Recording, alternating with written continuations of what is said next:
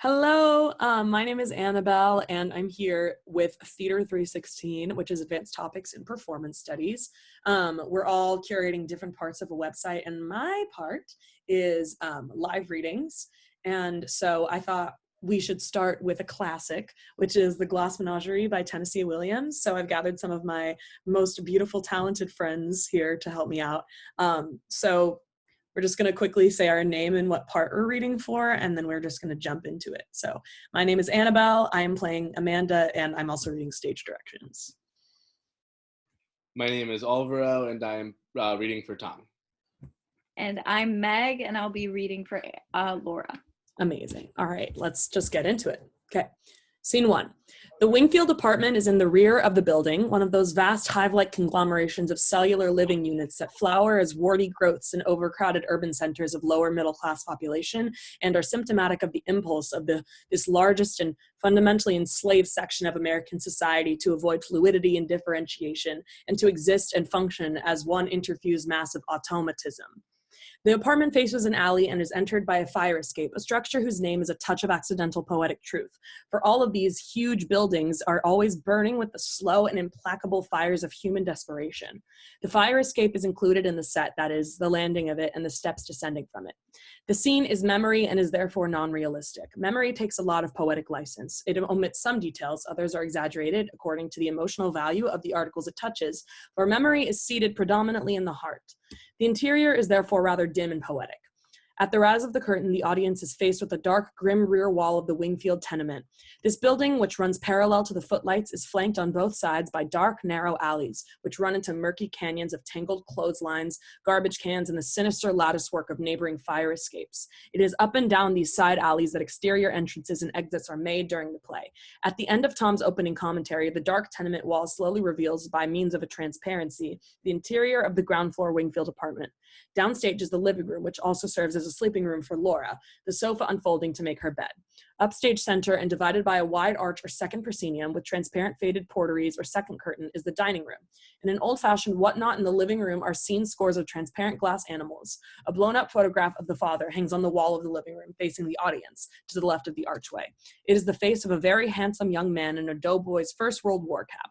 He is gallantly smiling, ineluctably smiling, as if to say, "I will be smiling forever." The audience hears and sees the opening scene in the dining room through both the transparent fourth wall of the building and the transparent gauze portieres of the dining room arch. It is during this revealing scene that the fourth wall slowly ascends out of sight. This transparent exterior wall is not brought down again until the very end of the play. The narrator is an undisguised convention of the play. He takes whatever license with dramatic convention as is convenient to his purposes. Tom enters dressed as a merchant sailor from alley stage left and strolls across the front of the stage to the fire escape. There he stops and lights a cigarette. He addresses the audience. Yes, I have tricks in my pocket. I have things up my sleeve, but I am the opposite of a stage magician.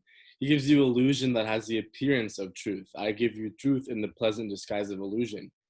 To begin with, I turn back time, I reverse it to that quaint period, the 30s, when a huge middle class of America was matriculating in a school for the blind. Their eyes had failed them, or they had failed their eyes, and so they were having their fingers pressed forcibly down on the fiery braille alphabet of a dissolving economy. In Spain, there was revolution. Here, there was only shouting and confusion. In Spain, there was Guernica. Here, there were disturbances of labor, sometimes pretty violent, in otherwise peaceful cities such as Chicago, Cleveland, St. Louis. This is the social background of the play. The play is memory. Being a memory play, it is dimly lighted, it is sentimental, it is not realistic. In memory, everything seems to happen to music. That explains the fiddle in the wings. I am the narrator of the play and also a character in it. The other characters are my mother, Amanda, my sister, Laura, and a gentleman caller who appears in the final scenes. He is the most realistic character in the play, being an emissary from a world of reality that we were somehow set apart from. But since I have a poet's weakness for symbols, I am using this character also as a symbol. He is the long-delayed but always expected something that we live for. There is a fifth character in the play who doesn't appear except in the larger-than-life-size photograph over the mantel. This is our father, who left us a long time ago. He was a telephone man who fell in love with long distances. He gave up his job with the telephone company and skipped the light fantastic out of town. The last we heard of him was a picture postcard from Mazatian on the Pacific coast of Mexico. containing a message of 2 words, hello, goodbye, and no address. I think the rest of the play will explain itself. Legend on screen. Où sont les neiges? He divides the porteries and enters the upstage area. Amanda and Laura are seated at a drop-leaf table. Eating is indicated by gestures without food or utensils. Amanda faces the audience. Tom and Laura are seated in profile. The interior has lit up softly, and through the scrim, we see Amanda and Laura seated at the table in the upstage area. Tom! Yes, Mother? We can't say grace until you come to the table. Coming, Mother. He bows slightly and withdraws, reappearing a few moments later in his place at the table. Honey, don't push with your fingers. If you have to push with something, the thing to push with is a crust of bread. And chew. Animals have sections in their stomachs which enable them to digest food without mastication, but human beings are supposed to chew their food before they swallow it down. Eat food leisurely, son, and really enjoy it. A well-cooked meal has lots of delicate flavors that have to be held in the mouth for appreciation. So chew your food and give your salivary glands a chance to function. Tom deliberately lays his imaginary fork down and pushes his chair back from the table. I haven't enjoyed one bite of this dinner because of your constant directions on how to eat it. It's you that makes me rush through meals with your hawk-like attention to every bite I take. Sickening spoils my appetite. All this discussion of animal secretions, salivary glands, mastication.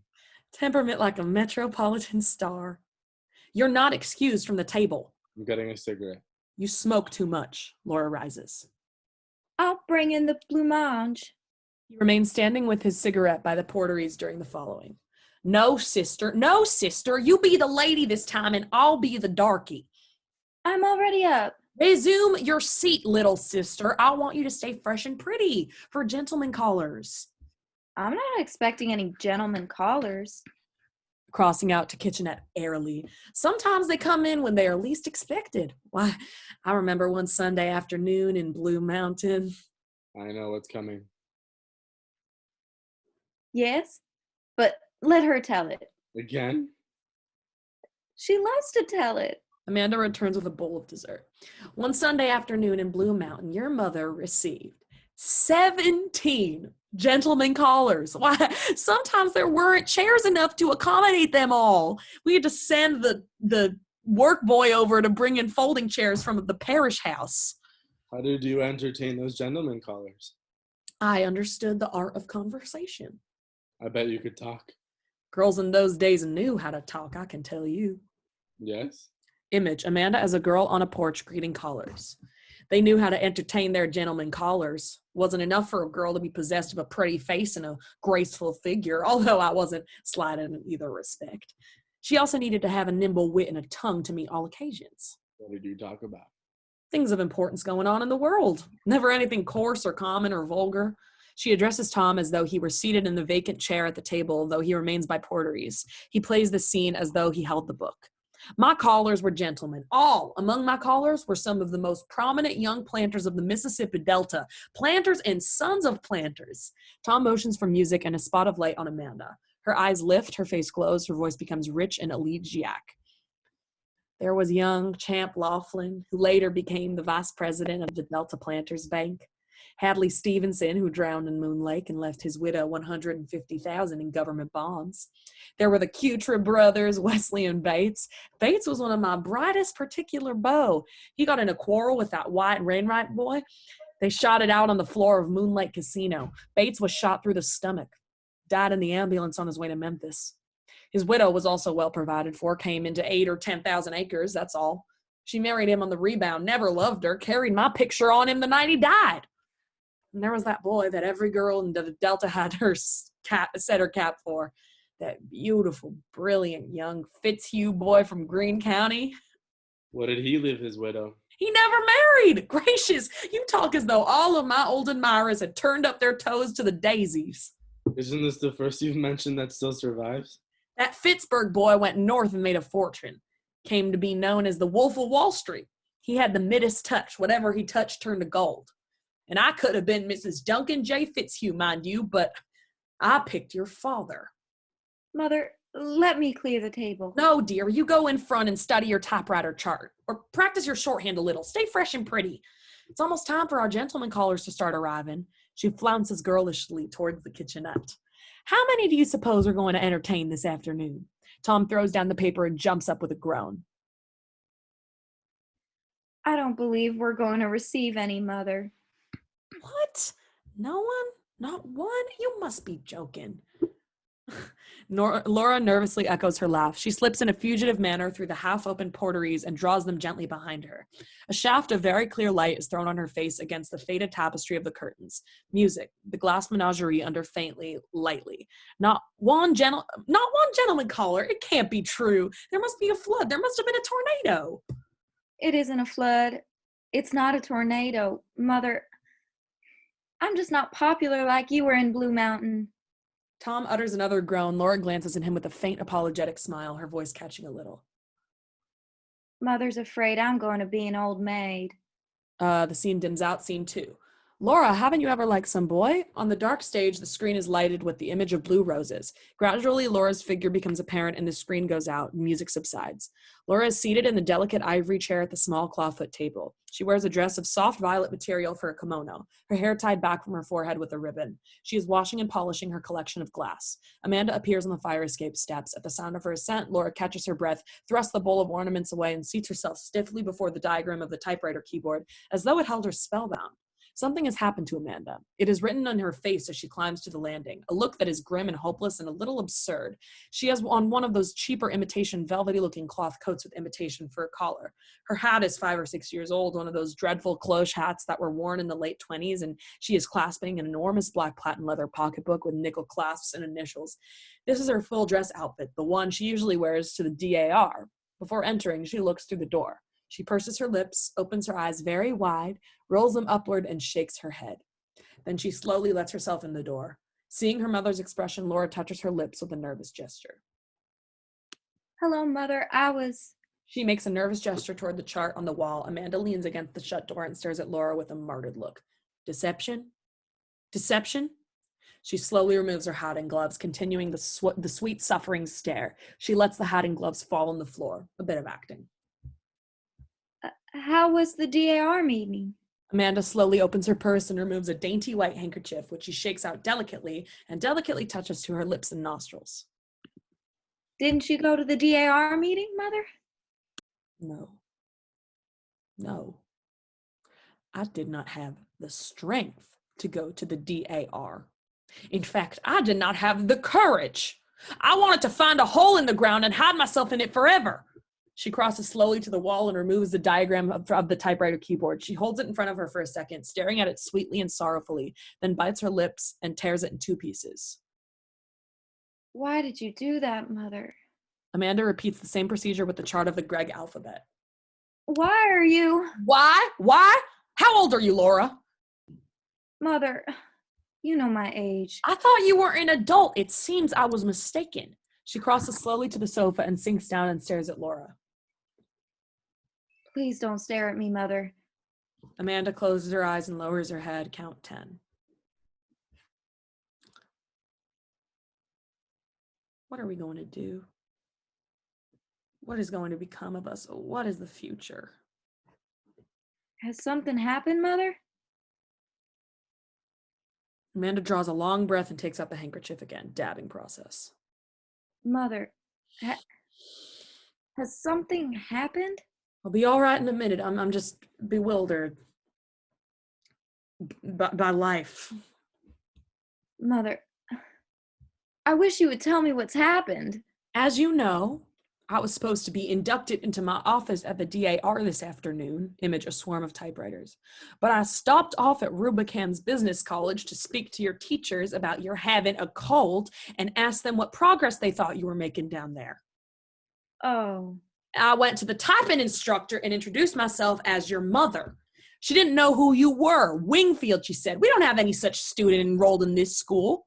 I assured her she did, that you have been going to classes since early January. I wonder, she said, if you could be talking about that terribly shy little girl who dropped out of school after only a few days' attendance. No, I said, Laura, my daughter has been going to school every day for the past 6 weeks. Excuse me, she said. She took the attendance book out, and there was your name, unmistakably printed, and all the dates you were absent until they decided that you had dropped out of school. I said, no, there must have been some mistake. There must have been some mix-up in the records. And she said, no, I remember her perfectly now. Her hands shook so that she couldn't hit the right keys. The first time we gave her a speed test, she broke down completely, was sick at the stomach, and almost had to be carried into the washroom. After that morning, she never showed up no more. We phoned the house but never got any answer. While I was working at Famous and Bar, I suppose, demonstrating those... Oh, I felt so weak I could barely keep on my feet. I had to sit down while they got me a glass of water. $50 tuition, all of our plans, my hopes and ambitions for you, just gone up the spout like that? Laura draws a long breath and gets awkwardly to her feet. She crosses to the Victoria and winds it up. What are you doing? Oh, He releases the handle and returns to her seat. Laura, where have you been going when you've gone out pretending that you were going to business college? I've just been out walking. That's not true. It is. I just went walking. Walking? In winter? Deliberately courting pneumonia in that light coat? Where did you walk to, Laura? All sorts of places. Mostly in the park. Even after you'd start catching that cold? It was the lesser of two evils, Mother. Image, winter scene in park. I couldn't go back up. I threw up on the floor. From 7:30 till after 5 every day.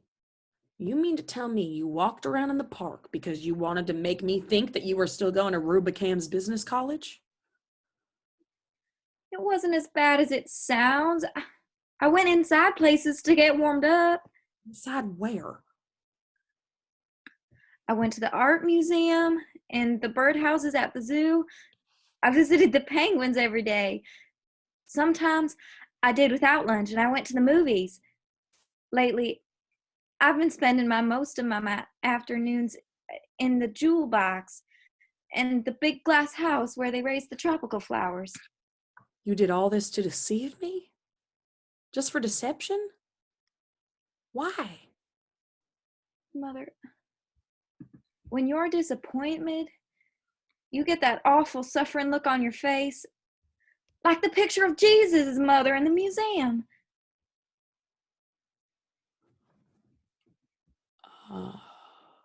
Hush! I couldn't face it. Pause, a whisper of strings. Legend, the crust of humility. Hopelessly fingering the huge pocketbook.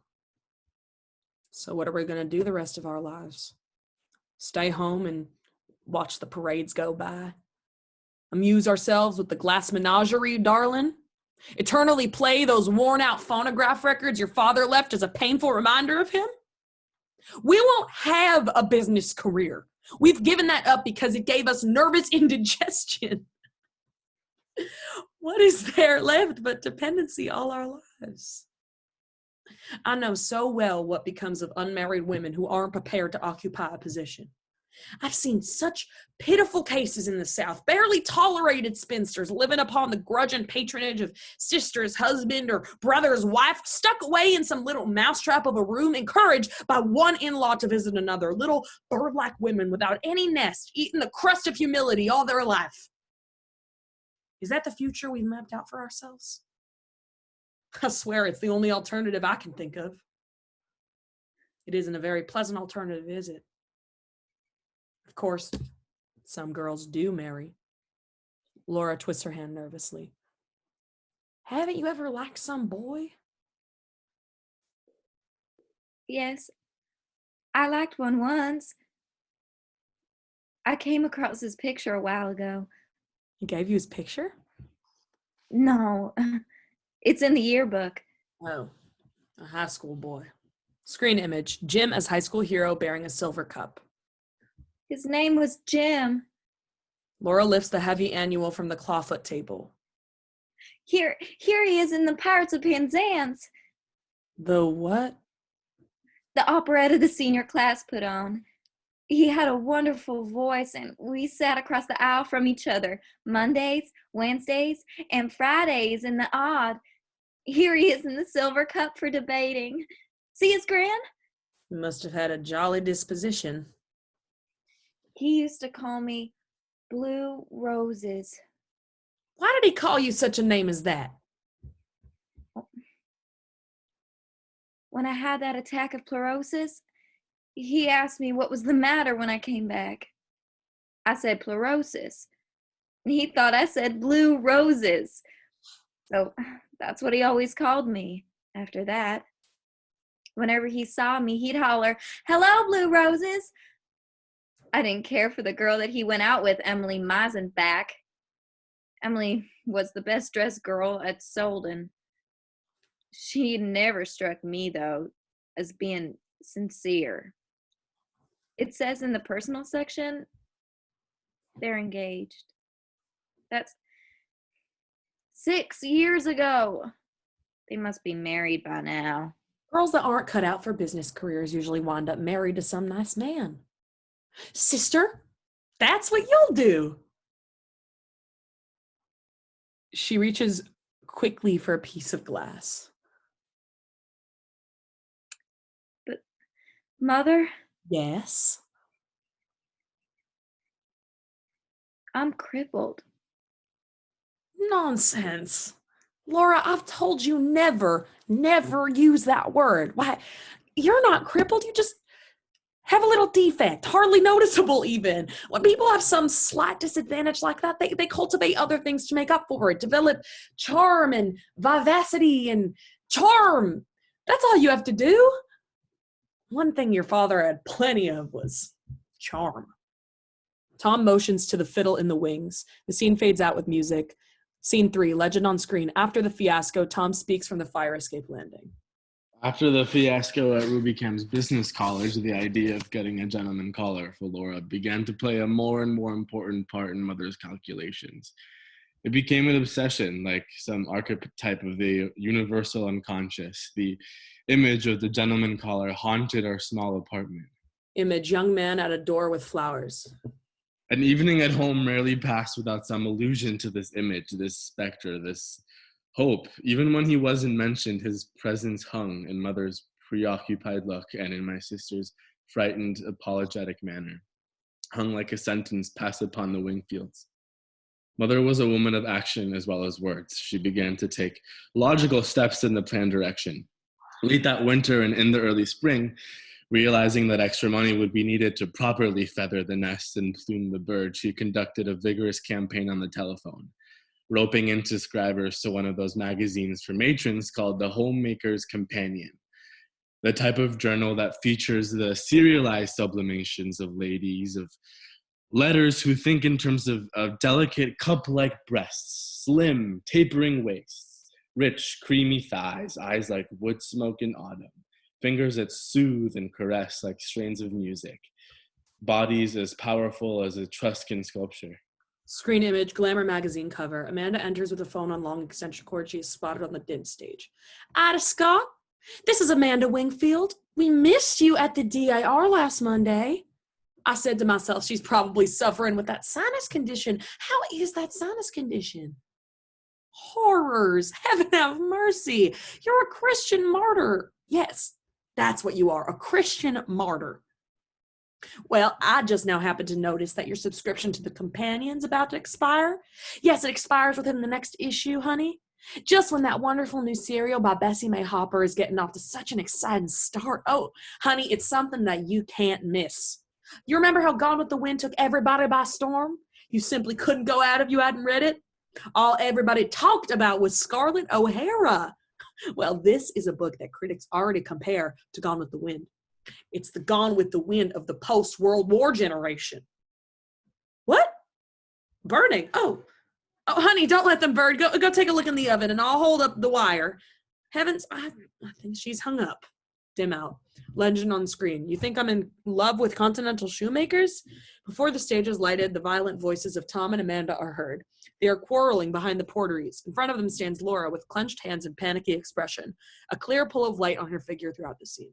What in Christ's name am I Don't you use that supposed to do? expression, not in my Ugh, presence. Have you gone out of your senses? I have, that's true, driven out. What is the matter with you? You You big idiot! Look, I've got no single thing Lower your voice. in my life here that I can call my own. Everything is... Stop that shouting! Yesterday you confiscated my books. You have the nerve to... I took that horrible novel back to the library. Yes, that hideous book by that insane Mr. Lawrence.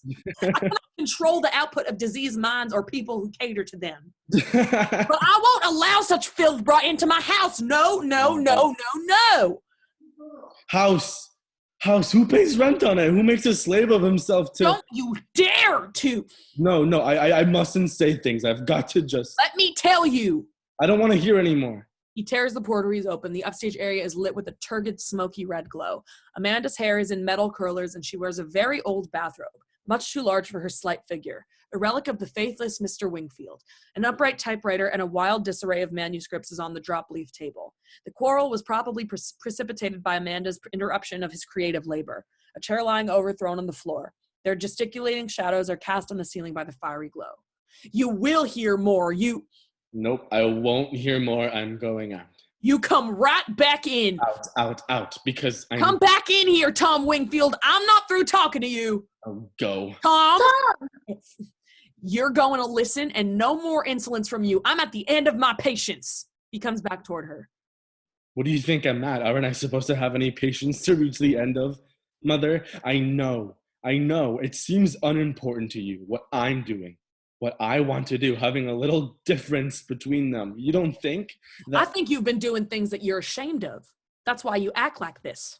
I don't believe that you go to every night to the movies. Nobody goes to the movies night after night. Nobody in their right mind goes to the movies as often as you pretend to. People don't go to the movies at nearly midnight, and movies that don't let out until 2 a.m. Coming stumbling, muttering to yourself like a maniac. You get 3 hours sleep and then go to work. I can picture the way you're doing down there, moping, doping, because you're in no condition. No, I'm in no condition. What right have you got to jeopardize your job, jeopardize the security of us all? How do you think we'd manage if you were...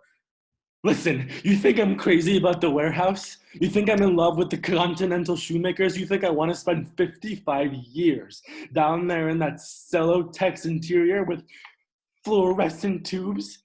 Look, I'd rather somebody picked up a crowbar and battered out my brains than go back mornings. I go. Every time you come in yelling that goddamn rise and shine, I say to myself, how lucky dead people are. But I get up. I go. For $65 a month, I give up all that I dream of doing and being ever. And you say self. Self's all I ever think of. Why, listen, if self is what I think of, Mother, I'd be where he is. Gone. As far as the system of transportation reaches. Don't grab at me, Mother. Where are you going? I'm going to the movies. I don't believe that lie. I'm going to opium dens. Yes, opium dens. Dens of vice and criminals hangouts, Mother. I've joined the Hogan gang. I'm a hired assassin. I carry a Tommy gun in a violin case. I run a string of cat houses in the valley. They call me Killer. Killer Wingfield. I'm leading a double life. A simple, honest warehouse worker by day. By night, a dynamic czar of the underworld, Mother. I go to gambling casinos. I spin away fortunes on the roulette table. I wear a patch over one eye and a false mustache. Sometimes I put on green whiskers. On those occasions, they call me El Diablo. Oh, I could tell you things to make you sleepless. My enemies plan to dynamite this place. They're going to blow us all sky high some night. I'll be glad. Very happy, and so will you. You'll go up on a broomstick over Blue Mountain with 17 gentlemen callers, you ugly, babbling old witch. He goes through a series of violent, clumsy movements, seizing his overcoat, lunging to the door, pulling it fiercely open. The women watch him aghast. His arm catches in the sleeve of the coat as he struggles to pull it on. For a moment, he is pinioned by this bulky garment. With an outraged groan, he tears off the coat again, splitting the shoulder of it, and hurls it across the room. It strikes against the shelf of Laura's glass collection. There is a tinkle of shattering glass. Laura cries out as if wounded. My glass. Menagerie. She covers her face and turns away, but Amanda is still stunned and stupefied by the ugly witch so that she barely notices the occurrence. Now she recovers her speech. I won't speak to you. Until you apologize. She crosses through the portieres and draws them together behind her. Tom is left with Laura. Laura clings weakly to the mantel with her face averted. Tom stares at her stupidly for a moment. Then he crosses to shelf, drops awkwardly on his knees to collect the falling glass, glancing at Laura as if he would speak, but he couldn't. The glass menagerie steals in as five as the scene commences. Tom appears at the top of the alley. After each solemn boom of the bell in the tower, he shakes a little noisemaker or rattle as if to express the tiny spasm of man in contrast to the sustained power and dignity of the Almighty. This and the unsteadiness of his advance make it evident that he has been drinking. As he climbs the few steps to the fire escape landing, light steals up inside. Alora appears in nightdress, observing Tom's empty bed in the front room. Tom fishes in his pockets for door key, removing a motley assortment of articles in the search, including a perfect shower of movie ticket stubs and an empty bottle. At last he finds the key, but just as he is about to insert it, it slips from his fingers. He strikes a match and crouches below the door. One crack and it falls through. Laura opens the door. Tom, what are you doing? Looking for a door key. Where have you been all this time? I have been to the movies. All this time at the movies? There was a very long program. There was a Garbo picture and a Mickey Mouse and a travelogue and a newsreel and a preview of coming attractions, and there was an organ solo and a collection for the Milk Fund simultaneously, which ended up in a terrible fight between a fat lady and an usher. Did you have to stay through everything? Of course. And oh, I forgot, there was a big stage show. The headliner on this stage show is Malvolio the magician. He performed wonderful tricks, many of them such as pouring water back and forth between pitchers. First it turned to wine, and then it turned to beer, and then it turned to whiskey. I know it was whiskey it finally turned to because he needed somebody to come up out of the audience to help him, and I came up. Both shows. It was Kentucky straight bourbon. A very generous fellow. He gave souvenirs. He pulls from his back pocket a shimmering rainbow-colored scarf. He gave me this. This is his magic scarf. You can have it, Laura. You wave it over a cannery cage and you get a bowl of goldfish. You wave it over with goldfish. You wave it over the goldfish bowl and they fly away canaries. But the wonderfulest trick of all was the coffin trick. We nailed him into a coffin and he got out of the coffin without removing one nail. He has come inside. There was a trick that would come in handy for me. Get me out of this 2x4 situation. Flops onto bed and starts removing shoes. Tom, What are you shushing me for? you'll wake Mother. Goody, goody. Pay her back for all those rise and shines. You know, it didn't take much intelligence to get yourself into a nailed up coffin, Laura. When hell ever got himself out of one without removing one nail? As if in answer, the father's grinning photograph lights up. Scene dims out. Immediately following, the church bell is heard striking 6. At the 6th stroke, the alarm clock goes off in Amanda's room, and after a few moments, we hear her calling, "Rise and shine, rise and shine. Laura, go tell your brother to rise and shine." I'll rise, but I won't shine. The light increases. "Laura, tell your brother his coffee is ready." Laura slips into front room. Tom, it's nearly 7. Don't make Mother nervous. He stares at her stupidly, beseechingly. Tom, speak to Mother this morning. Make up with her. Apologize. Speak to her. You won't to me. It's her that started not speaking. If you just say sorry, she'll start speaking. Her not speaking, is that such a tragedy? Please. Please. Laura, are you going to do what I asked you to do, or do I have to get dressed and go out myself? Going. Soon as I get my coat. She pulls on a shapeless felt hat with nervous, jerky movement, pleadingly glancing at Tom. Rushes awkwardly for coat. The coat is one of Amanda's, inaccurately made over. The sleeves too short for Laura. Butter and what else? Just butter. Tell them to charge it. Mother, they make such faces when I do that. Sticks and stones can break our bones, but the expression on Mr. Garfinkel's face won't harm us. Tell your brother his coffee is getting cold. Also, we have 2 minutes left. I'm going to start a new call. Cool? Sure. Yay. Okay. We're continuing the same spot.